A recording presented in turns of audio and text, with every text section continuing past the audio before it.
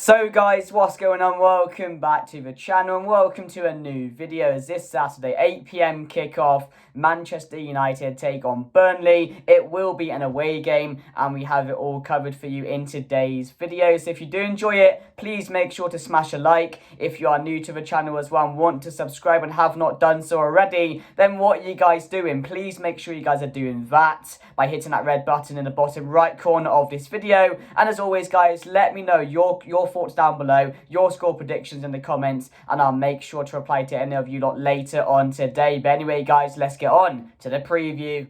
So guys, what's going on? Welcome back to the channel. So this Saturday, Manchester United taking on Burnley, and surely this is a game we have to win. Burnley away, like if we can't get a result going to Burnley, then honestly I don't know where we're going to get a result this season. And I do believe this game could be the game that kickstarts our season. We have to forget about what's happened. It's not been the greatest start to the season. We've not seen the results. We've not had good performances. But this is the game that has to kickstart our season. And it's crucial we win this game this Saturday. And we've got a good run coming up now. We've got Burnley on Saturday. Then we have Crystal Palace. We have Crystal Palace in the Cup as well. The Saturday after the Wednesday, or the Wednesday's the Cup game. And then we have Crystal Palace on the Saturday. So we have them back to back. Then we got Sheffield United. Then we got Brentford, all before the Manchester derby. So those 4 games have to be 12 points.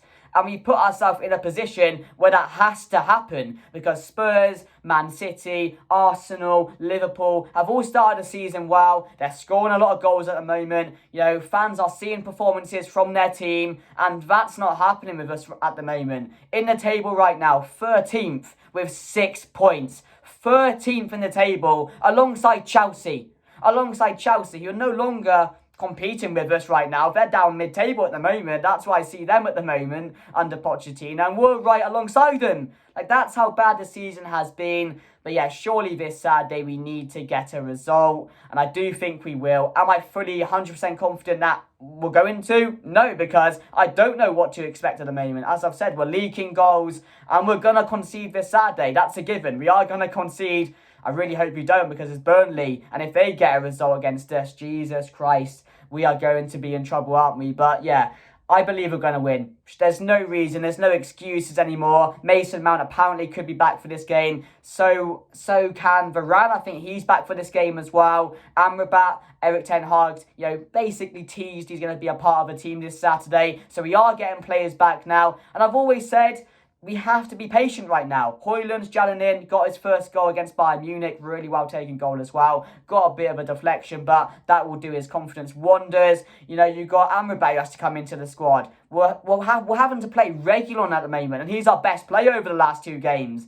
Wan-Bissaka's out at the moment, so we've got so many injuries, and I'm not complaining about it because we should be good enough. That team on paper, which we played against Bayern, should be good enough to get results week in, week out. And I know we've not been able to play our best team yet. We're yet to see that. And maybe when players come back and we can field that team, things might change. So we're going to have to be patient while that happens. But with that team we put against Bayern, we should easily walk the game on Saturday. But Erik ten Hag, he did have his press conference this morning, and he basically said about the Sancho situation that it's up to him now. It's up to Jadon Sancho. If he's ever going to play again, he has to apologise. That's what Erik ten Hag was basically saying. So honestly, I don't think we'll ever see Sancho playing again because he's too busy playing pro clubs right now. And honestly, I don't think he cares about apologising to Erik ten Hag. And if he did the right thing in the first place and didn't put out that tweet, he may have been in this team now because there's no Anthony, so he would have got a run of games. But it's his own fault.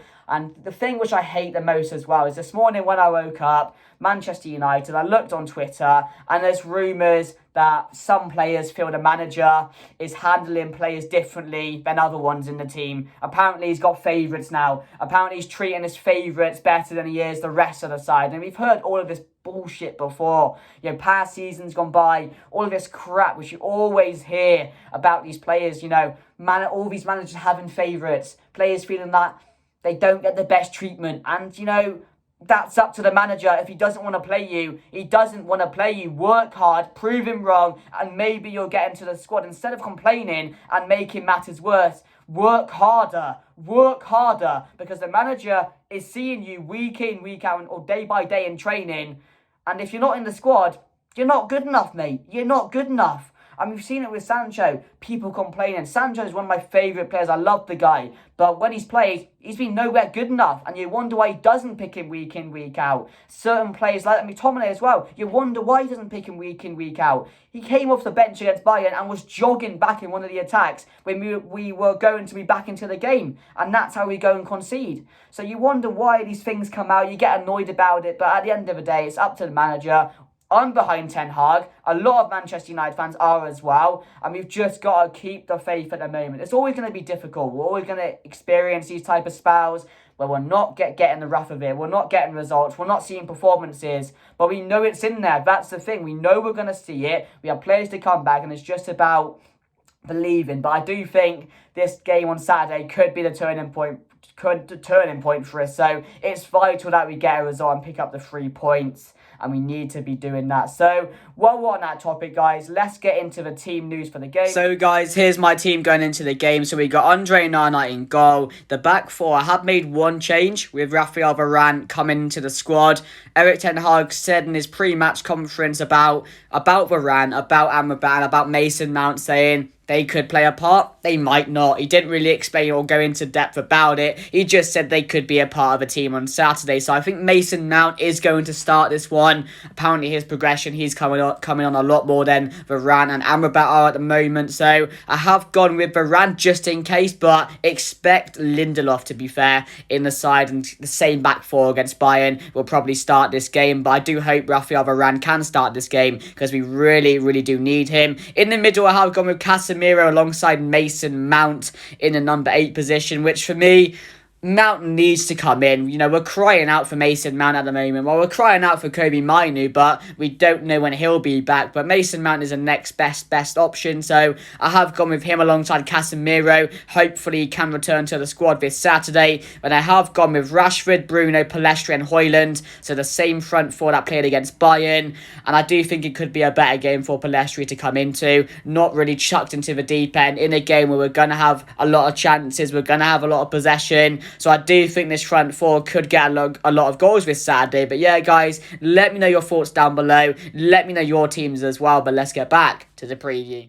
So, guys, what's going on? That's my team going into the game. As I've mentioned, Mason Mount could be back, which is a positive. Yes, he's not started the season well when he has been playing. But again, he needs time, in my opinion, to gel into this Ten Hag squad. And, you know, it's unfamiliar circumstances for him because at Chelsea, the whole of last season, he was on the bench. So he's not going to be match fit straight away. He's not going to be the Mason Mount we saw at Chelsea when he was good. You know what I mean? So we have to give him a bit of time to gel into the squad. And he's going to be much better than Eriksen at the moment, isn't he?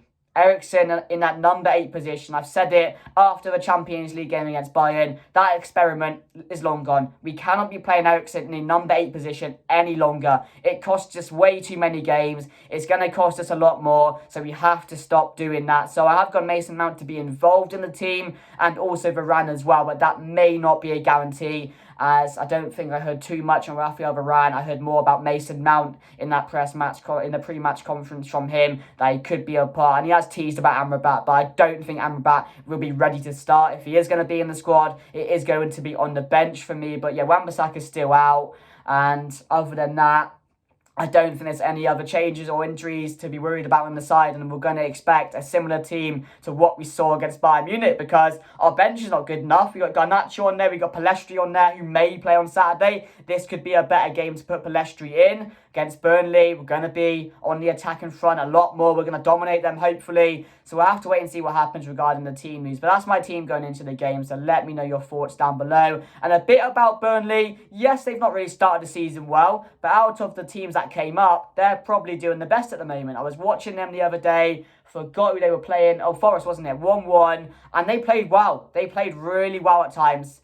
I mean, Forest defensively were very crap, I have to admit that. But their striker, Lyle Foster, is no longer going to be a part of this game on Saturday because he has got a red card. And that keeps him out for 3 games now because it was a straight red. I think that's the rule, isn't it? So he won't be a part of the team. And that's their best player. So that's good for our side, to be fair, because I don't know who else they're going to play up top. I've not really watched them too much.